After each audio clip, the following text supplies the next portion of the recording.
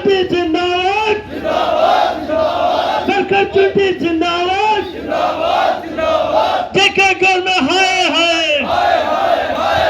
जेके government हाय हाय, जेके government हाय हाय, regular policy लागू करो, regular policy लागू करो, आवाज दो, सरकार चुट्टी जिंदाबाद, जेके गवर्नमेंट हाय हाय। रेगुलाइजेशन की बात करें तो इसकी मांग लगातार कई डिपार्टमेंट्स के जो कैजुअल लेबर्स हैं वो कर रहे हैं और पीएचई विभाग की बात की जाए तो यहाँ पर भी लगातार प्रदर्शन होते हुए नज़र आ रहे हैं और मांग है कि जितने भी एम्प्लॉयज़ जो कि कैजुअल बेस थे, नीड बेस थे, उन्हें जो है अब रेगुलाइज कर दिया जाए।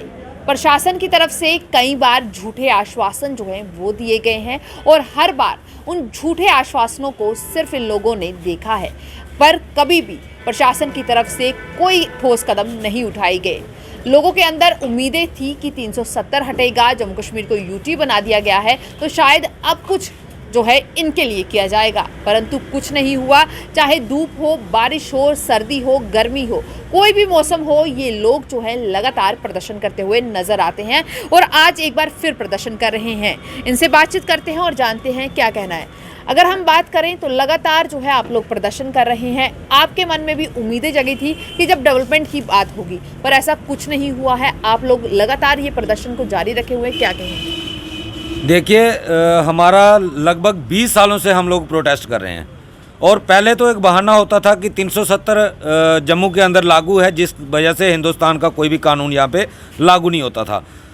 हमारे हिंदुस्तान के लेबर कानून कहते हैं कि अगर एक किसी भी वर्कर ने, जो कैजुअल लेबर है या डेली वेजर है, अगर वो 240 दिन एक फाइनेंशियल ईयर में पूरे करता है तो वो एलिजिबल है रेगुलाइजेशन के लिए।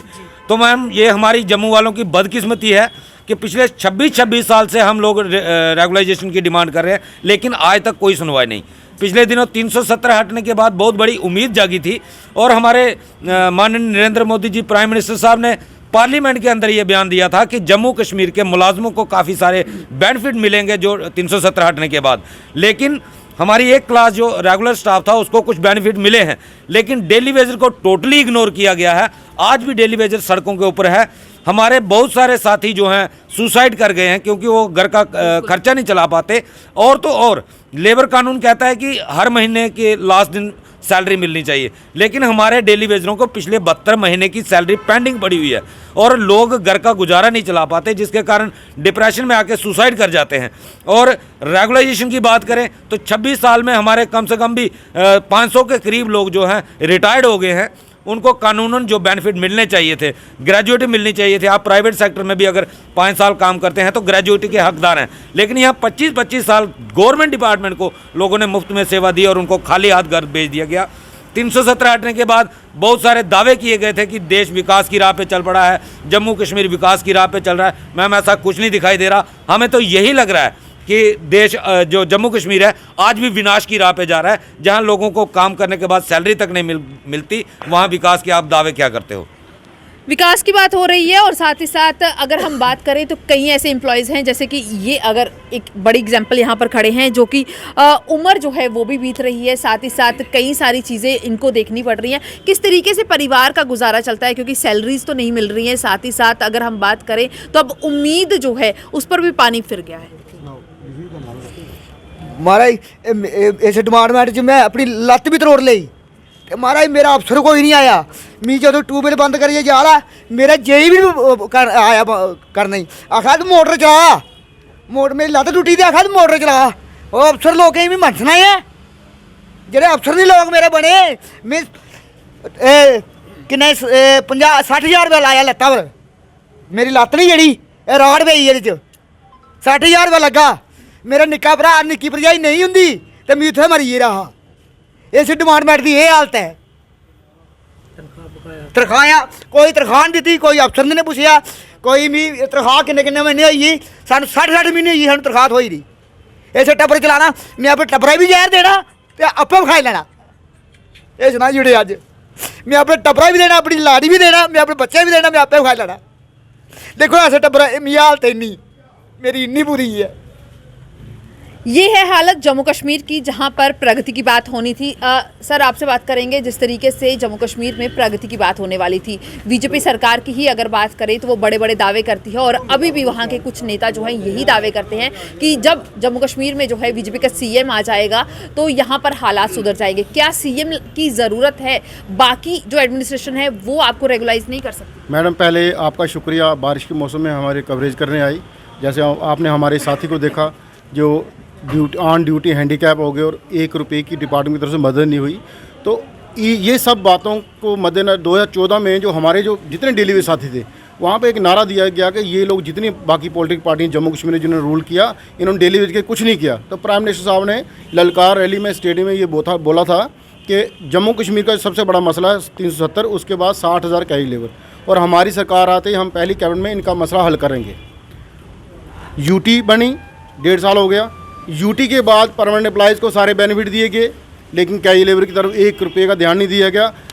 2-3 महीने पहले डीडीसी मेंबर्स बने जी। वो अपने हक के लिए रोडों पे आ गए और सरकार ने उनको बुला लिया और उनकी मांगें मानी भी जाएंगी, लेकिन हमारी क्लास ऐसी है इसकी तरफ कोई ध्यान नहीं देता। हर बार चाहे कोई पॉलिसी बनती है, कोई प्रोजेक्ट बनता है, लेकिन हमें लिंगरान किया जाता है प्रोजेक्ट के कारण।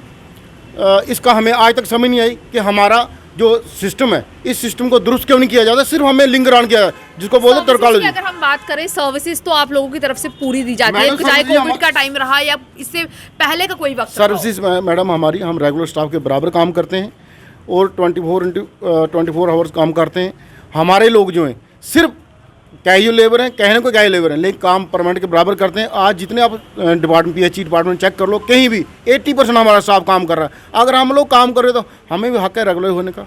हमारे बच्चे हैं, हमारे परिवार हैं, हम लोग कहाँ जाए? अगर हम बारिश में आज प्रोटेस्ट कर रहे हैं तो कितने मजबूर होंगे। पीछे कोविड था, कोविड में हमने लगातार 48 दिन हड़ताल की। उससे पहले गवर्नमेंट की तरफ से कहा गया कि ये कोरोना वॉरियर हैं हमारे लिए, हेल्थ वालों के लिए, पुलिस के लिए और दूसरे लोगों के लिए, लेकिन उन सबको 50 लाख का इंश्योरेंस था, पीएचई वालों को नहीं दिया गया। और कई लेबर जितने हम लोग कैटेगरी हमारी पीएचई में है, हम लोग एक खजल किया जा रहा है, चाहे कोई भी रूलिंग पार्टी है। बीजेपी वाले आए थे, इनसे लोगों को बड़ी उम्मीद थी ये चेंज हुई है, 17 साल के बाद चेंज हुई है, ये लोग फुल मेजॉरिटी में आए और कुछ ना कुछ हमारा करेंगे। लेकिन ये भी आज एक बयान है, कल दूसरा बयान है, परसों तीसरा बयान है। एलजी साहब के पास हमें ले गए थे, ले जाने के बाद बोला आपका मसला हल हो जाए। एलजी साहब ने बोला, हमने यकीन कर लिया, चलो हमने स्ट्राइक को सस्पेंड किया, लेकिन आज उस बात को भी 3-4 महीने हो गए।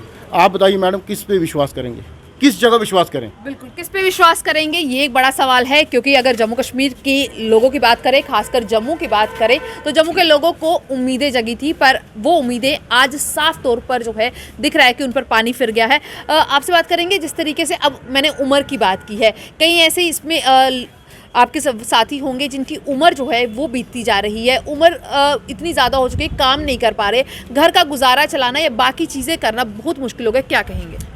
देखिए मैम, मैं पहले शुक्रिया अदा करता हूँ कि इस बारिश के मौसम में आप हमारी कवरेज करने के लिए आए।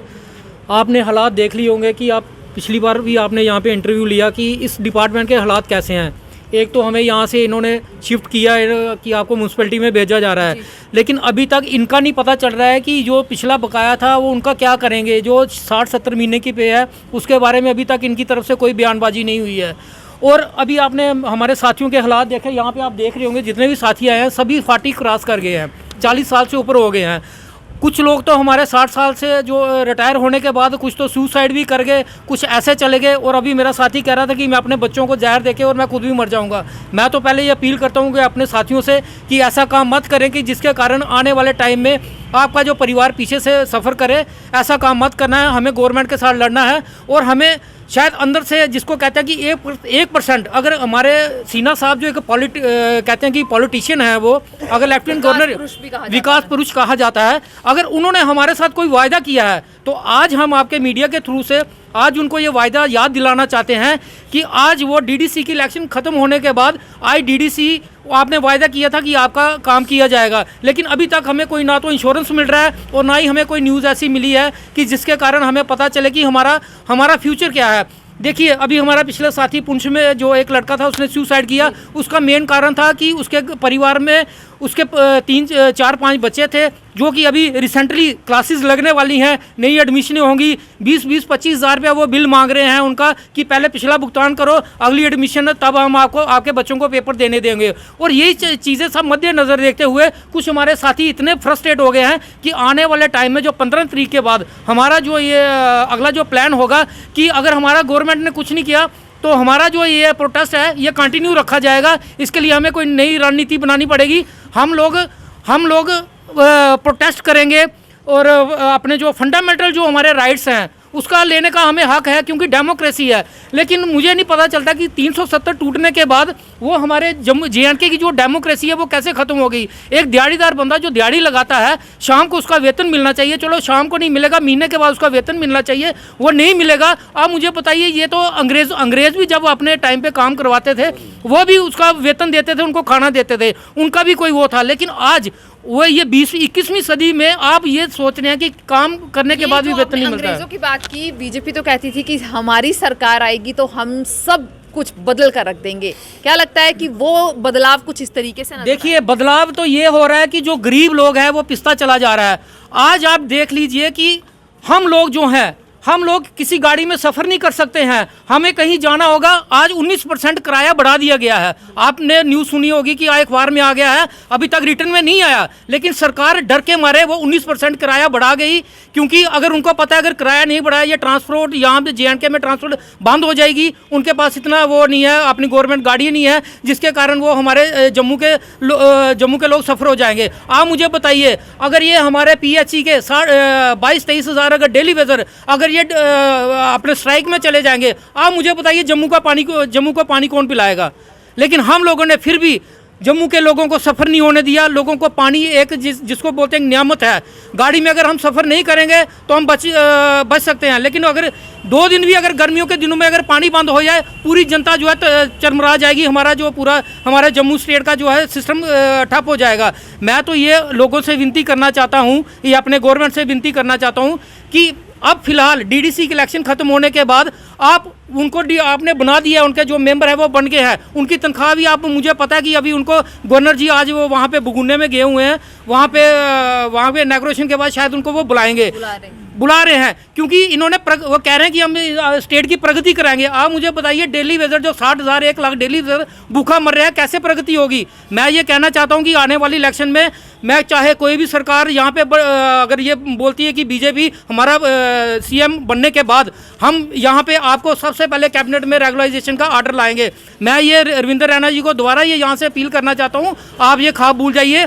जब तक हमारा जो वायदा गवर्नर साहब ने किया हुआ है वो पूरा नहीं होगा, आने वाले टाइम में हम यहाँ से एक ऐसी मुहिम चलाएंगे, अपने जितने भी डेली वेजर भाई हैं 1 लाख, अपनी ऐसी मुहिम चलाएंगे जिसमें हम ये जो गवर्नमेंट है, हम डेमोक्रेसी, अगर ये कहते हैं कि डेमोक्रेसी है, हम डेमोक्रेसी को नहीं मानेंगे, हम सीधे नोटा के ऊपर बटन दबाएंगे, हम किसी गवर्नमेंट को ये वोट नहीं देंगे और ना ही कोई सरकार बनाएंगे, क्योंकि इन लोगों ने हमारे साथ सभी सरकारों ने धोखा किया है, हमें किसी के ऊपर यकीन नहीं है। और ये अगर 15 तारीख तक अगर ये कुछ फैसला नहीं करते हैं तो 15 तारीख के बाद हमारी नई रणनीति शुरू होने वाली है, वो आपको पता चल जाएगा। यहाँ पर अगर देखें तो साफ तौर पर जो गुस्सा है वो देखने को मिल रहा है। गुस्सा, रोष जो है इन लोगों के अंदर है और ये होना एक जायज़ चीज़ है, क्योंकि अगर बात की जाए तो ये लोग अब मजबूर हो चुके हैं। एक सवाल इनका ये है कि अपने परिवारों को किस तरीके से पालेंगे, क्योंकि कई इनके साथी जो हैं अपनी जान गंवा चुके हैं, परंतु फिर भी एडमिनिस्ट्रेशन सोई हुई है। जो बीजेपी सरकार बड़े बड़े दावे करती थी, जिनकी एडमिनिस्ट्रेशन आज भी जम्मू कश्मीर में चल रही है, वो भी इस पर चुप्पी साधे हुए हैं। उनके पास भी कोई जवाब नहीं है। उनके राज में तो सिर्फ अनएम्प्लॉयमेंट देखने को मिल रहा है और डेली वेजर्स की बात करें तो वो सड़कों पर।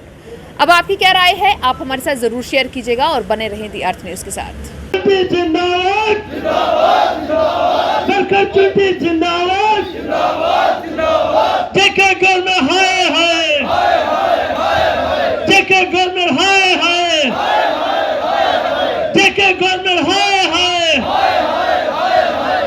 पार्टी लागू करो, रंगली पार्टी लागू करो,